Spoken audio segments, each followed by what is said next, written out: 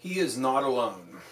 Dr. Delgado is by no means alone in his field of work, but he is a giant in that field, a man of great charm, brilliant intellect, and a certain air of mystery. Those who are allowed into the Delgado first-floor laboratories in the handsome Yale building in New Haven experience quite an adventure. If they get the permission, rarely granted, to visit the area where the macaque mulatta monkeys used by the doctor in his experiments are kept. That is a little snippet from Mind Control, Oswald and JFK, Were We Controlled, by Lincoln Lawrence and Ken Thomas. It's an Adventures Unlimited press book. Hello and welcome to another edition of the Stench of Truth. The comedic charade of the election continues with a great deal of emphasis being placed on the sexual harassment allegations lodged against Herman Cain in the past, and his flip-flopping and dancing around the issue. And it's sad that this is a really big ticket issue in the news, because there are certainly many other things about Herman Cain which make him less than desirable for president. Not the least of which is another a soundbite, if you will, from Herman Cain on an interview that he did over the past couple of days, where he was expressing his concern over the fact that China might be developing a nuclear potential. And considering that China has had nuclear weapons for decades and is one of the largest producers of nuclear power and one of the, if not the largest builder of nuclear power plants, one seriously has to question whether Herman Cain has any business being in the office of the president. Now, saying that is not to diminish the fact that he may have, committed some sort of sexual harassment against somebody, which is certainly relevant, but should be of a lesser quality than the fact that he doesn't even have any clue about geopolitics at all. In fact, basically everything that Herman Cain has said or done and has either walked back from or stood up for have been completely idiotic and stupid things. And it's just another measure of the idiocy, the lunatic nature, and the cartoonish atmosphere of this entire election. Now, I wanted to point out that today, being November 2nd, was the day of a general strike in Oakland in support of the Occupy Oakland people, in the face of the terrible tragedy committed against a veteran for peace out there who was brutally attacked by the police in a, how do you call it, a goonish manner by the police out there. And Mayor Kwan, again, booed and ran off when she tried to address the Occupy Oakland people after ordering the clampdown by the police state. Now, I hope that the general strike achieved some measure of success. And I want to illustrate something to you. And I know there are still a lot of people who are skeptical about the OWS movement. And I share your skepticism. And I'm very keen to be aware of any instances where this movement is co-opted and infiltrated and made to be something other than what it is, and to turn it into some sort of political thing like the Tea Party, which is going to come out to benefiting some particular party or another. And they have remained completely untied to political parties, and I hope that remains the case. And focusing their attention on the actual problems in this country, and that is the banks and the banking system and everything that it represents, by suppressing and crushing the downtrodden and by enriching those who are already rich. and ripping off the country at the same time. I hope that that continues to be their focus. Now, in the way of these crackdowns, it's quite obvious that when OWS finally come up with a significant slogan, that is to back a Wall Street transaction tax, much the same way as everything that you buy in most states, even food in some states, have a sales tax. Well, why don't they pay a sales tax on their transactions just like everybody else has to? So they come out with a 1% sales tax, transaction tax on Wall Street, and we have these crackdowns because now the platform of this group is maybe starting to take shape. And if that's the first plank in that platform, that's certainly something that Wall Street is against. So they give the marching orders to the local authorities, and they come out with brute force tactics, SWAT team raids, riot gear, and arrest people. Now, I think that what is being planned here on the part of the authorities is that with a continued crackdown on these Occupy people, that eventually they will become weary of dealing with the police state tactics, being arrested and released, having their stuff smashed, stolen, and broken by goonish thugs of the police state, that they will grow weary and will eventually go away and go home.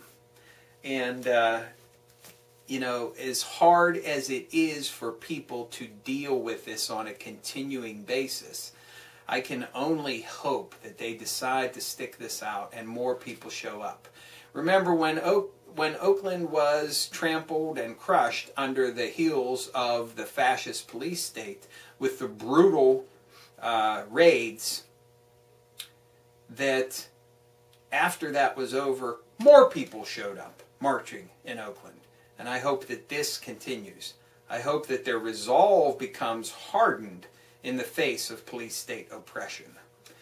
And I would like to point out that all of the people in the political sphere finally having to take some stand on OWS and trying to, you know, indicate some measure of support for what they're doing without actually agreeing with them.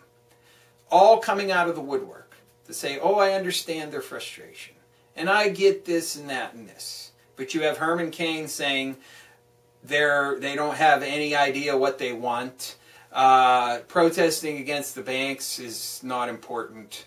Protest against the government. You had the march on the Koch Industries headquarters, and you had the Koch brothers issue a statement saying, oh, why not protest against the federal government for their onerous regulations which keep us from getting a job, can't breathe, regulations crushing the life out of me. Give me a fucking break. And that's what it's all about. You have Mayor Bloomberg, rich one-percenter, talking about how instead of blaming the banks on Wall Street, who are just trying to make a living by destroying your life and foreclosing on your home, blame the federal government for Fannie Mae and Freddie Mac, and they're forcing the banks to give loans to people and making them do this. And then, of course, the federal government.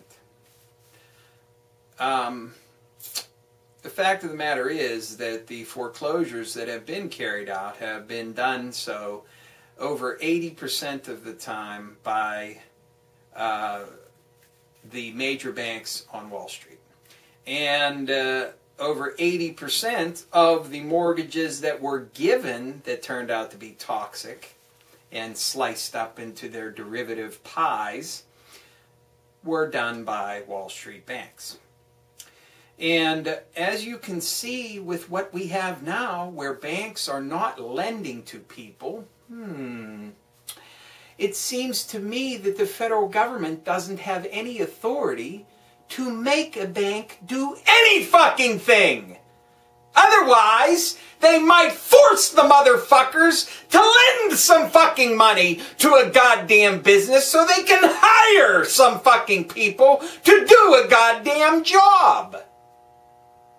But apparently, there was some rift in the space-time continuum at some point which forced these banks to give out all these subprime loans that no one could pay back at inflated house prices. How does that work? Either they can force the banks to do something or they can't. And if they can, why aren't they forcing them to lend money to businesses now to hire people? Huh? Huh? The answer is because they didn't force the fucking banks to do anything. They saw an opportunity to make fucking money by gouging people, and that's exactly what they fucking did. So, as far as I'm concerned, Mayor shitface asshole Bloomberg, you could shut your fucking trap. And Herman, dumb as a sack of rocks, Cain, can shut the fuck up too. And that goes for Perry, Santorum, and Romney, and Bachman, who I predict will be the next casualty on the Republican side, by the way. And Gingrich, and all the other lunatic idiots. And then we have the Democrats in the House and the Senate. Let's see, what are they doing? Do they even exist? I don't see them doing anything. Nothing. So what does this illustrate for anybody who still does not get the overall picture? They're all the fucking same. So it's better for the Democrats to sit there and do nothing to help anybody with anything. It's better for them politically. That's why they sit there and do nothing. And then you have the Republicans. What are they doing? Oh, well, they reaffirm "In God We Trust" as the national motto. Well, that's wonderful and everything. But don't you think your time would be a little better spent on maybe trying to do something about something? Ever? Well, of course not.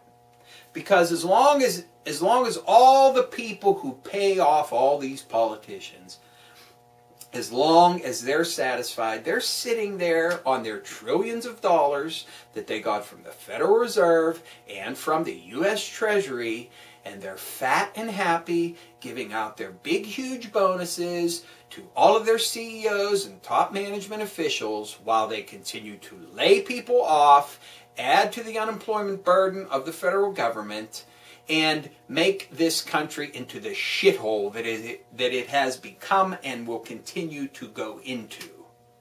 As long as they're happy, they don't have to do a fucking thing, and that's why they're not doing a fucking thing. And the same thing I said to you about Obama with his now, oh, we can't wait, so I'll pass a meaningless thing. Like, oh, I'm going to do college tuition. I'm going to help those people with all that crushing burden of student debt. No, I'm not going to forgive the debt. You still have to pay it. No, we're not going to have any of that. Because that's ironclad solid. Can't even get rid of it in bankruptcy. Once again, some contracts, good. Can't break them. Sacrosanct. Other contracts, bad. Bad. Gotta bust them. Union contracts, bad. That's bad. We gotta get rid of that. That's no good. No. Other contracts that you have, Social Security, Medicare, any of these things, your pension plan, bad. Student loans, ironclad, bulletproof. So what's his plan? He does his, we can't wait. Oh, we can't wait. We can't wait for some relief. So thank you, Obama, for passing your stupid, idiotic, nonsensical student tuition relief, which will amount to, from what I see, $8 a month in savings for students. So I'm sure, maybe being able to buy like 4 cups of coffee a month is really going to make that much difference to people who have no fucking job. And of course, the mortgage thing, I already talked about it. I already talked about the college tuition thing too. But the mortgage thing is another example of an utter and complete failure. And the sad reality is that there are people who still insist that somehow, some way, Obama is actually trying to do something good to help people in this country, when he has shown himself over and over again to be a complete and utter sham. A Wall Street puppet through and through. So now he's going to give people the ability to, you know, refinance their mortgages even though they're underwater.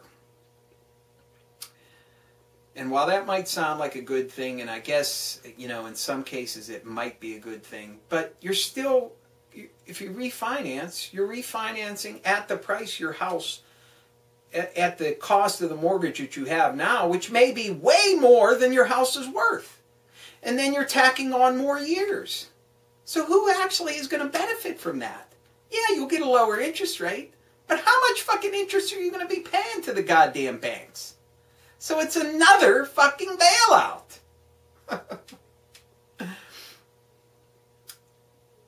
Yeah, it might reduce your monthly payments, but you're still paying more than what your house is worth, and you're going to end up paying more interest. So another bailout.